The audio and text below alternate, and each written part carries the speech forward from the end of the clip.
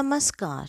मैं स्नेहा, आपकी होस्ट, एक बार फिर से आपका स्वागत करती हूँ आपके अपने चैनल डर का घर में। आज जो मैं कहानी आपके लिए लेकर आई हूँ, ये कहानी है एक छोटे से गांव की और उस गांव के आपस में रिश्तेदारों की ही। मतलब आज की ये कहानी दो चचेरे रिश्तेदारों की है। उस छोटे से गांव में जहाँ की सब कुछ अच्छा चलता था और दो भाई जो कि आपस में चचेरे भाई थे, रिश्तेदारी में आने वाले। उन दोनों भाइयों का नाम था राम जी और श्याम जी। दोनों कुल के ब्राह्मण ही थे और दोनों का काम था पूजा पाठ करवाना। लेकिन राम जी से ही सारे लोग पूजा पाठ करवाना ज़्यादा अच्छा समझते थे। श्याम जी ज़्यादा गुणी थे, ज़्यादा जानकार थे, लेकिन फिर भी लोग श्याम जी से पूजा पाठ करवाने में काफ़ी हिचकिचाया करते थे या फिर ज़्यादा सोचा करते थे, सिर्फ और सिर्फ उनके उग्र स्वभाव के वजह से। उनके इतना ज्ञानी होने के वजह से धीरे धीरे उनके अंदर काफ़ी घमंड आ चुका था, जिसके वजह से उन्हें छोटी छोटी बातों पर ही बहुत ज़्यादा गुस्सा आ जाया करता था। वो भड़क जाया करते थे। लोगों के सामान्य सवालों पर भी भड़कना, चीखना, चिल्लाना और गुस्से से उनकी बातों का उल्टा पुल्टा जवाब देना, ये उनकी आदत बन चुकी थी। वो सामने वाले को हमेशा इसी नज़र से देखा करते थे कि वो लोग उनके ज्ञान पर शक कर रहे हैं, जिसके वजह से वो ऐसे सवाल उनसे पूछा करते हैं, जबकि ऐसा कभी भी कुछ भी नहीं था। उनके मन में पता नहीं क्यों, कब, कैसे ऐसी धारणा बन चुकी थी कि लोग उनके ज्ञान पर सवाल करते हैं। कभी भी एक ब्राह्मण के ज्ञान पर सवाल करना, ज़्यादातर छोटे गांवों में ये तो कभी होता ही नहीं है, क्योंकि लोग वहाँ इन चीज़ों को बहुत ज़्यादा मान सम्मान दिया करते हैं। वैसे भी ये बात जब की है, ये काफ़ी पुरानी बात है। उस वक्त तो लोग अपनी हर छोटी बड़ी समस्याओं के लिए हमेशा भागकर पंडितों और ब्राह्मणों के पास ही सलाह मशवरा करने के लिए जाया करते थे। और इसी वजह से राम जी की पूछ उस गांव में ज़्यादा हुआ करती थी। हर कोई श्याम जी के व्यवहार के वजह से हमेशा राम जी से ही जाकर कोई भी सलाह मशवरा लेना, बातचीत करना या फिर किसी भी पूजा कर्मकांड के लिए बुलाना उन्हें ही चाहते थे। पहले तो दोनों एक साथ एक घर में रहा करते थे, लेकिन धीरे धीरे इन्हीं चीज़ों को देखते, चिढ़ते, जलते श्याम जी ने अपना घर अलग करने की मांग की। उस हिसाब से बंटवारा भी कर दिया गया और धीरे धीरे श्याम जी के पास मिला हुआ जो भी पैतृक धन था, वो उनको काम ना मिलने के वजह से एक समय के बाद पूरी तरह से खत्म हो गया। और राम जी अपने स्वभाव से धीरे धीरे लोगों का मन जीतते चले गए और उनके घर की जो भी पैतृक संपत्ति थी, वो दान पुण्य करने के बावजूद भी बढ़ती चली गई। श्याम जी की 3 बेटियां थीं और राम जी के 2 लड़के। ये भी एक बहुत बड़ा जलने का कारण था और इन चीज़ों को लेकर श्याम जी के घर में अब उनकी पत्नी भी एक समय के बाद किटकिट करने लगी थी। उन्हें भी काफ़ी परेशानी होने लगी थी श्याम जी के इस व्यवहार से, क्योंकि कहीं ना कहीं उनको हमेशा ये बातें सुनने को मिल जाया करती थी कि आपके पति का व्यवहार इतना उग्र है, जिसके वजह से लोग उनसे डरते हैं। उनके इतने ज्ञानी होने के बावजूद भी लोग पूजा पाठ और बाकी चीज़ों में उन्हें नहीं पूछना चाहते। श्याम जी की पत्नी ने कई बार श्याम जी को ये बातें समझाने की कोशिश की, लेकिन वो जब जब ऐसा करने की कोशिश करती, श्याम जी अपने पत्नी पर भी बहुत ज़्यादा भड़क जाया करते थे और बार बार उनके ऊपर इन चीज़ों को लेकर लड़ाई झगड़े हुआ ही करते थे। अब धीरे धीरे घर में खाने पीने की भी किल्लत होने लगी और श्याम जी अब इन चीज़ों से खुद ही काफ़ी निराश और परेशान हो चुके थे। श्याम जी को नॉर्मल सात्विक चीज़ों की जानकारी तो बहुत ज़्यादा थी ही, उसके अलावा उन्हें तांत्रिक चीज़ों की भी बहुत ज़्यादा जानकारी थी। श्याम जी के मन में अभी तक ये सारी चीज़ें कभी नहीं आई थी कि उन्हें इन चीज़ों का कभी गलत इस्तेमाल करना चाहिए, लेकिन गरीबी, मजबूरी, माहौल, गुस्सा बहुत कुछ करा देता है। यही अब श्याम जी के साथ भी होने वाला था। धीरे धीरे श्याम जी के मन में ये बातें बैठने की वजह से आज उन्होंने मन में कोई ऐसा अजीब सा फैसला कर लिया था, जिसके वजह से उन्होंने अपनी पत्नी से ये कहा कि वो अपनी किसी साधना के लिए कुछ दिनों के लिए बाहर जा रहे हैं।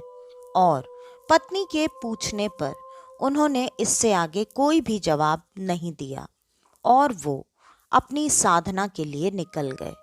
साधना के लिए घर से बाहर चले जाने के बाद लगभग 6 महीने तक श्याम जी वैसे ही किसी साधना में कहीं दूर बिना किसी के जानकारी के किसी अनजान जगह पर अपनी साधना कर रहे थे।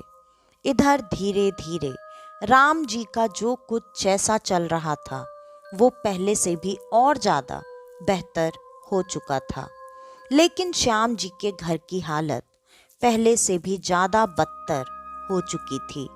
अब नौबत तो यहाँ तक आ चुकी थी कि श्याम जी की पत्नी दूसरों के घरों में काम और थोड़ी बहुत दान दीक्षा मांगने के लिए जाया करती थी।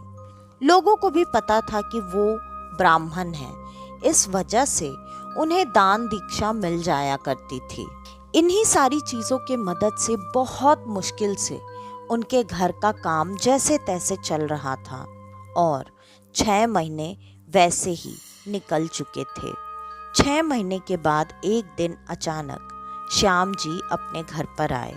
श्याम जी जब अपने घर पर आए तब उनकी हालत ऐसी हो चुकी थी जो कि देखकर लोग पहले तो थोड़ी देर के लिए उनसे घबरा गए।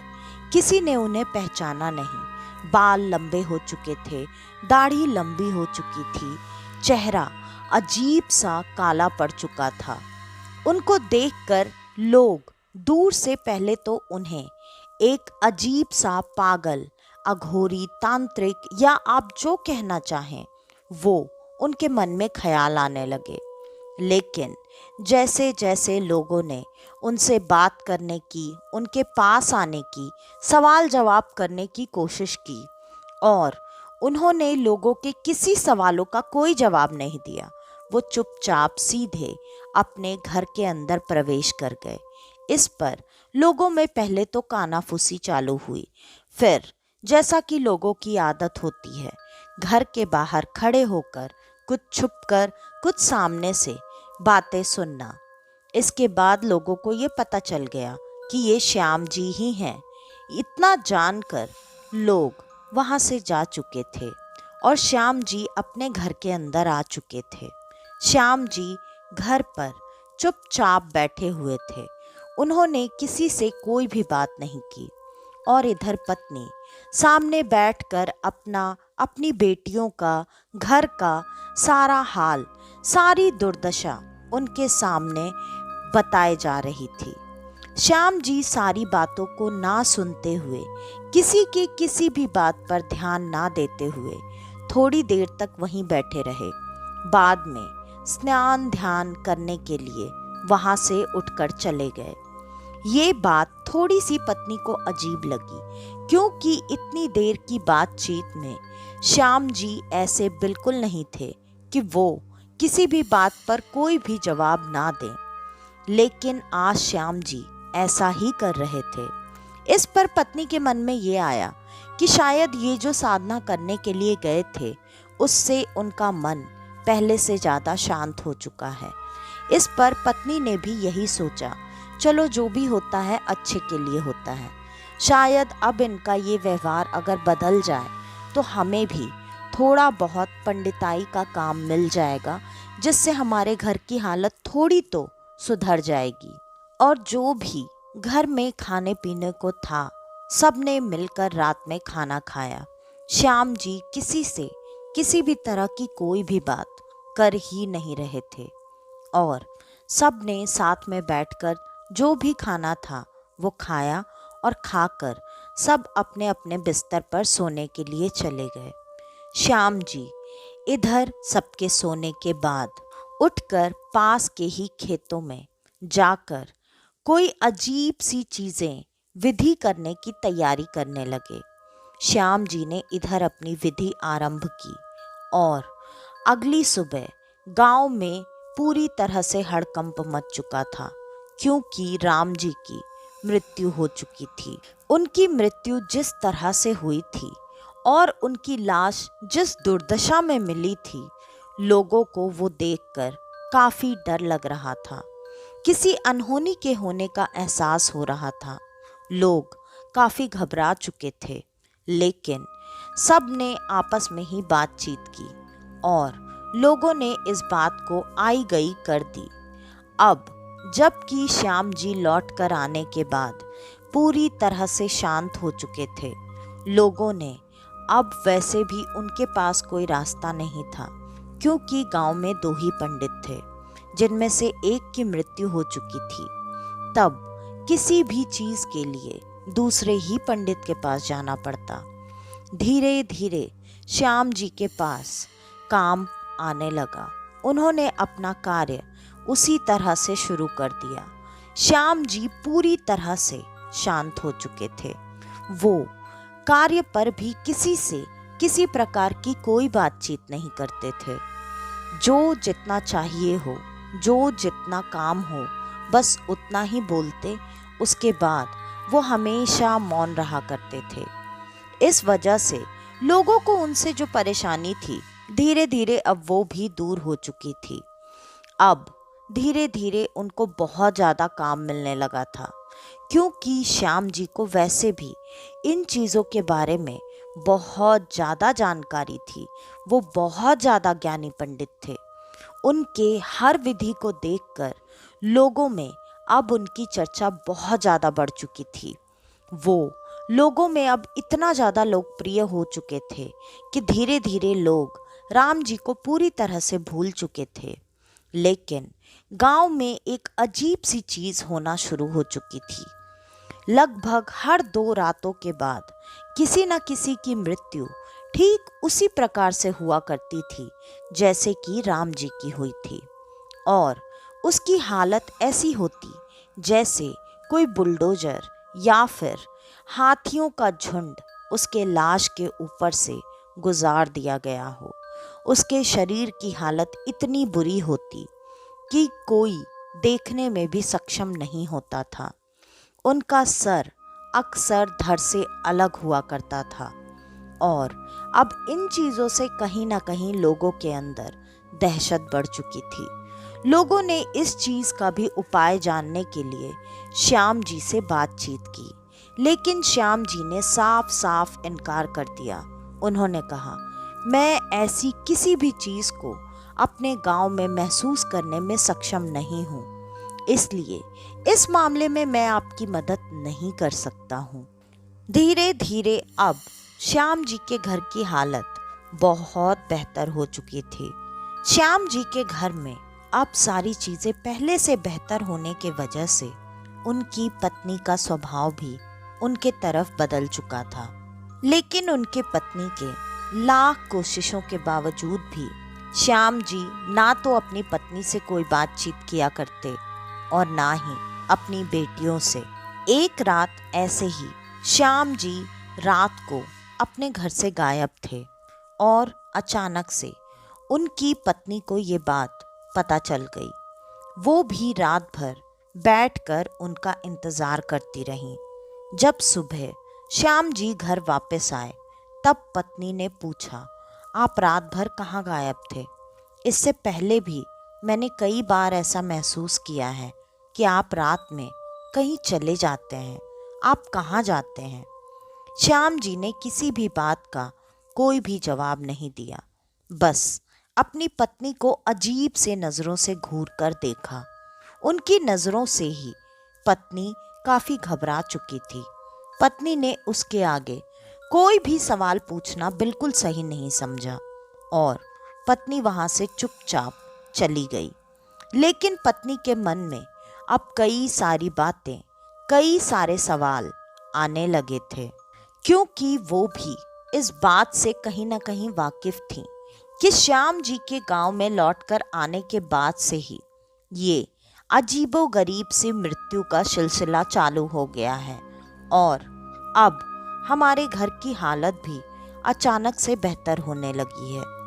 तो इन चीज़ों के पीछे कहीं इनका ही हाथ तो नहीं है और ये कुछ गलत तो नहीं कर रहे। इस वजह से पत्नी ने अब उनसे तो कोई सवाल नहीं किया, लेकिन उन्होंने ये निश्चय किया कि जैसे ही वो अगली बार रात में गायब होंगे, मैं खुद उनका पीछा करूंगी और देखूंगी कि वो कहाँ जाते हैं और क्या करते हैं।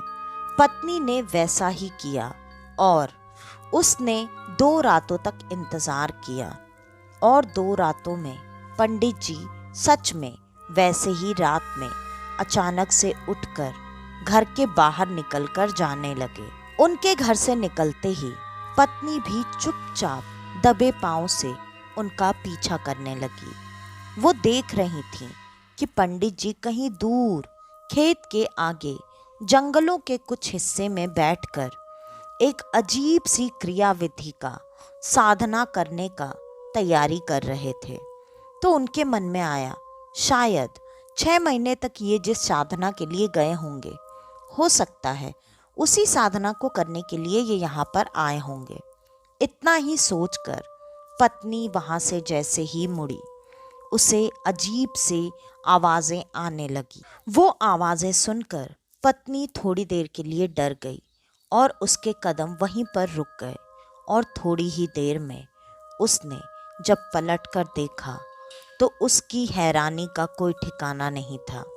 उसके सामने एक अजीब सा भयानक विकराल आकृति खड़ी थी, जो कि पंडित जी से उनकी अगली आज्ञा का इंतजार कर रही थी। पत्नी को देखकर कोई बात समझ में नहीं आई, लेकिन जब पंडित जी के मुंह से उसने उस आकृति का नाम सुना, वो उसे ब्रह्म राक्षस कहकर पुकार रहे थे और उन्होंने उसे आज्ञा देकर भेज दिया। वो उनसे अपने खाने की चीज मांग रहा था और पंडित जी ने कहा, जाओ अपना चुनाव खुद कर लो और जाकर जो भी चाहिए उसे ग्रहण करो और अपनी शक्ति को पहले से ज़्यादा बढ़ाकर तुम ब्रह्म राक्षस मेरे पास वापस आ जाओ। ये सुनते ही पत्नी के जैसे तो होश उड़ चुके थे। पत्नी घबराकर वहीं पर जमीन पर बैठ गई। देखते ही देखते वो आकृति धुएं में बदलकर वहां से उड़कर हवा में गायब हो चुकी थी और पत्नी ने जैसे तैसे खुद को संभाला। वो अपने घर पर पहुंच चुकी थी, लेकिन इतना कुछ देखने के बाद अब डर से वो थर-थर कांप रही थी। उसे नींद नहीं आ रही थी। वो रात भर वैसे ही करवट बदलती रही। उसे बिल्कुल भी समझ में नहीं आ रहा था कि वो इस बारे में अपने पति से अब कुछ पूछे या नहीं पूछे। कहीं ना कहीं सारी बातें जोड़ तोड़ के उसे ये बात अच्छे से समझ में आ गई थी कि गांव में जो भी मृत्यु हो रही है उसमें उसके पति पंडित श्याम जी का ही हाथ है। लेकिन इतना कुछ देखने के बाद अब वो अपने पति से बहुत ज़्यादा डरने और घबराने लगी थी। वो पंडित जी के घर पर पहुंचने तक बिल्कुल नहीं सोई थी और जब पंडित जी वहां घर पर पहुंचे तो पत्नी ने काफ़ी हिम्मत जुटाकर अपने पति से बात की। उसने कहा, ये आप क्या कर रहे हैं? पंडित जी ने अनजान बनते हुए उसकी तरफ देखा और सवालिया नज़रों से उससे सवाल किया, मैं क्या कर रहा हूँ? इस पर पत्नी ने कहा, आज मैंने आपका पीछा किया था और मैंने देखा आप जंगल में जाकर क्या करते हैं।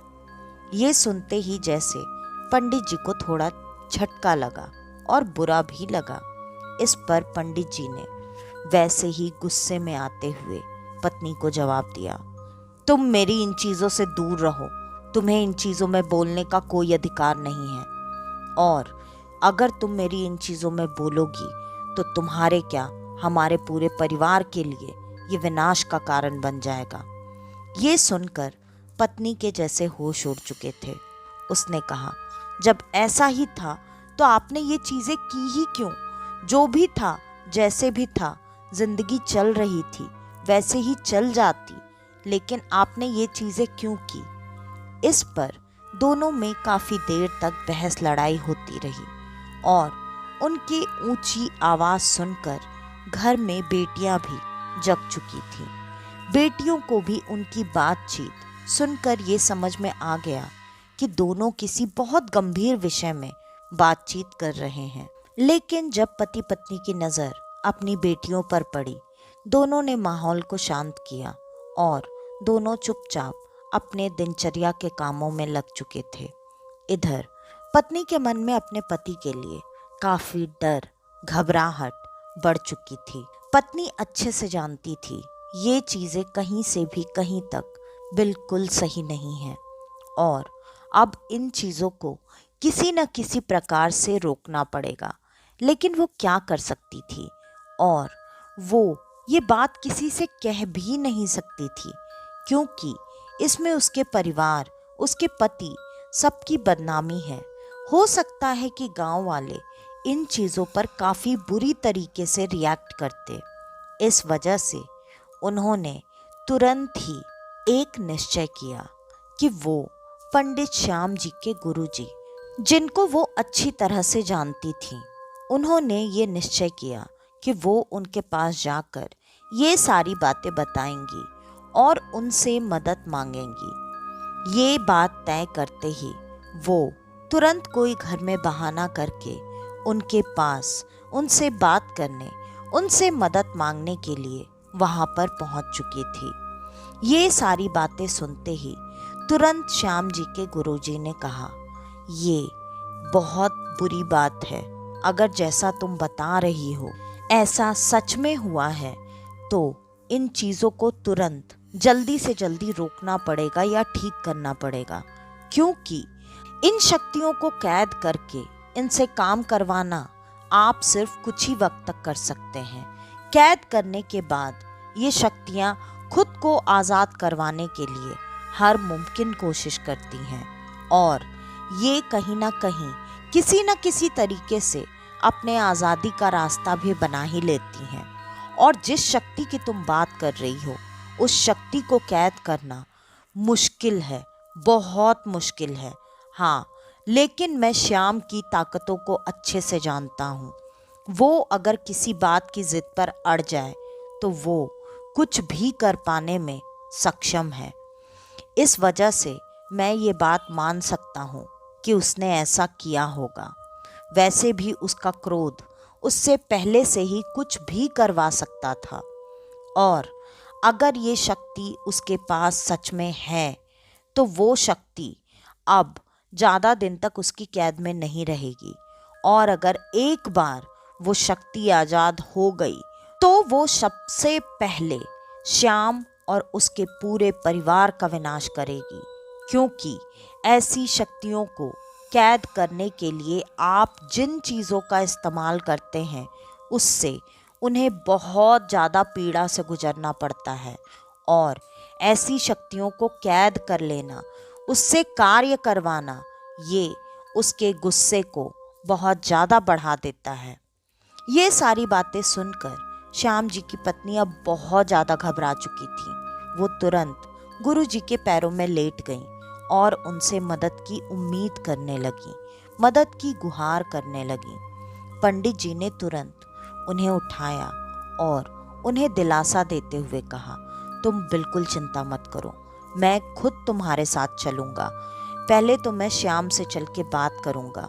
अगर वो मेरी बात सुनने और मानने के लिए तैयार हो जाता है तो ठीक है, वरना फिर मैं खुद इस विधि को उससे किसी भी तरीके से करवाऊँगा, क्योंकि अगर कैद उसने किया है तो उसको मुक्त भी वही कर सकता है, मैं नहीं। इस विधि में मुझे उसकी ही ज़रूरत पड़ेगी। ये सारी बातें कहीं ना कहीं पत्नी समझती थी, इसलिए वो तुरंत गुरु जी को साथ लेकर अपने घर के लिए चल पड़ी और थोड़ी ही देर में वो दोनों घर पर पहुंच चुके थे। गुरु जी को देखते ही तुरंत श्याम जी ने उनके चरण स्पर्श किए और उनसे आशीर्वाद लिया। गुरु जी ने आशीर्वाद तो नहीं दिया, लेकिन तुरंत श्याम जी से सारे सवाल पूछने शुरू कर दिए। ये सारे सवाल पूछते ही अब श्याम जी को कहीं ना कहीं अपने गुरु पर भी गुस्सा आने लगा, लेकिन उन्होंने जैसे तैसे अपने गुस्से को कंट्रोल में किया और फिर गुरु जी से कहा, गुरु जी क्षमा करें, लेकिन आप इन सारी चीज़ों से दूर रहिए, क्योंकि मैंने जितने कष्ट भुगते हैं तब मैंने इस रास्ते का चुनाव किया है, मैं ऐसे ही इस रास्ते पर नहीं आया। इस पर गुरुजी ने कहा, मुझे सब कुछ पता है, तुम उन बातों के लिए खुद के किस्मत को दोष नहीं दे सकते, ये तो सब कर्म का लेख होता है और तुम इन चीज़ों के लिए जिन रास्ते पर चल पड़े हो ये तुम्हारे कर्मों को और ज़्यादा बिगाड़ देंगे, तो क्या अगले जन्म में इससे ज़्यादा कष्ट भुगतना चाहते हो? और काफ़ी सारी बातें गुरुजी ने श्याम जी से करी, उन्हें समझाने की कोशिश की और जैसे तैसे आखिरकार उन्होंने श्याम जी को समझा लिया। वैसे भी वो गुरु थे, गुरु की आज्ञा, गुरु की बातें कोई भी शिष्य टाल नहीं सकता। फिर श्याम जी ने हाथ जोड़कर गुरुजी से माफ़ी मांगी और उन्होंने कहा, ठीक है गुरुजी, आप मुझे जैसा भी जो भी बताएंगे मैं वो विधि करने के लिए तैयार हूँ, और चाहे इसमें मेरी जान ही क्यों ना चली जाए, क्योंकि मैं ये जानता हूँ इसमें मेरी जान जाना संभव है। और गुरुजी ने कुछ ना कह के सिर्फ उनके तरफ देखकर मुस्कुरा दिया। श्याम जी को सारी बात समझ में आ गई और उन्होंने ये कहा कि अगर ऐसा होता है, इस क्रिया को करते वक्त मेरी मृत्यु हो जाती है, तो आप फिर मेरे मोक्ष के लिए जो रास्ता करना है वो रास्ता आप करेंगे। गुरु जी ने श्याम जी से ये वादा किया और दोनों वहाँ से निकलकर इस विधि के लिए चले गए। घर से जाते वक्त श्याम जी ने सबसे अपने सारे व्यवहार की माफ़ी मांगी और वो सबको अपना ख्याल रखने को कहकर वहाँ से चले गए। पत्नी को भी कहीं ना कहीं ये बात पता थी कि शायद ये उनकी आखिरी मुलाकात है और श्याम जी के वहाँ से जाने के 2 दिनों के बाद ही वो सारी मौतें पूरी तरह से बंद हो चुकी थीं। लेकिन श्याम जी वहाँ वापस लौटकर फिर दोबारा कभी नहीं आए। बुराई का अंत हमेशा बुरा ही होता है। श्याम जी के साथ थोड़ा बहुत जो भी अच्छा या सही हुआ वो इसलिए क्योंकि उनके सर पर उनके गुरुजी का आशीर्वाद था, वरना ऐसी किसी भी शक्ति को अपने वश में करना, उससे कार्य करवाना, इसका अंत हमेशा ऐसा करने वालों के साथ बहुत ज़्यादा बुरा और दुखदाई होता है। ऐसी चीज़ें कई बार जिस व्यक्ति ने की है उसके साथ साथ उसके पूरे परिवार को भी भुगतना पड़ता है। इसलिए कहा जाता है, चाहे कितना भी वक्त लगे, हमेशा भगवान पर विश्वास रखो, शैतान पर नहीं। तो आज की ये कहानी यहीं पर ख़त्म होती है। आपको हमारी आज की ये कहानी कैसी लगी हमें कमेंट करके ज़रूर बताइएगा। और अगर आपको हमारी ये कहानियाँ पसंद आती हैं तो ज़्यादा से ज़्यादा हमारी इन कहानियों को शेयर करें ताकि मेरी थोड़ी सी मदद हो सके। और आप सब अपना फीडबैक मुझे कमेंट के माध्यम से हमेशा देते रहिए, ऐसे ही जैसे कि अभी देते हैं। और अगर आपके पास आपकी ऐसी कोई कहानी है तो आप डिस्क्रिप्शन में दिए ईमेल आईडी या इंस्टा आईडी पर हमें आपकी वो कहानी भेज सकते हैं। तो आज के लिए बस इतना ही। मैं स्नेहा, आपकी होस्ट, आज के लिए लेती हूँ अलविदा। वापस से आपसे मिलने आऊँगी और आप सबको लेकर जाऊँगी कुछ जाने अनजाने किस्से कहानियों के सफ़र पर, आपका अपना डर का घर में। तो तब तक के लिए नमस्कार।